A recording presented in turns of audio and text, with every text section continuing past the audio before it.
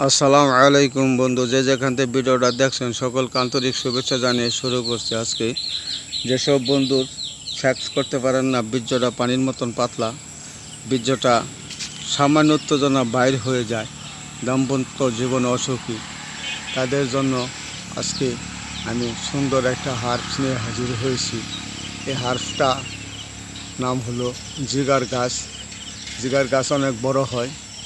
জিগার গাছ গ্রাম অঞ্চলে বেড়ার খুঁটি হিসাবে ব্যবহার করে। এই জিগার গাছের পাতা আর আমড়ার পাতা একরকমই। এই জিগার গাছেও আমড়ার মতন ছোট ছোট ফল ধরে। এই জিগার মানে হইতেছে লিভার, জিগার শব্দ হইতেছে লিভার। এই গাছের ছাল দিয়ে পাতা দিয়ে লিভারের ওষুধ তৈরি করে এবং এটা হজমের জন্য ভালো কাজ করে। তো বন্ধু, যে এটার যৌনরোগের জন্য কিভাবে ব্যবহার করবেন, কিভাবে খেলে আপনাদের যৌনরোগ ভালো হবে, তার জন্য আমি আজকে এখানে হাজির হয়েছি। এই যৌনরোগের জন্য এই যে গাছের আঠাটা আছে, এই আঠা আপনারা নেবেন।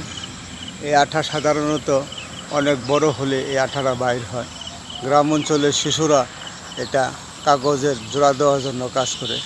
এই আঠা আপনারা সংগ্রহ করবেন এবং এই আঠাটা সংগ্রহ করে দুধে সিদ্ধ করে আপনারা পানি দিয়ে ধুয়ে শুকিয়ে নেবেন।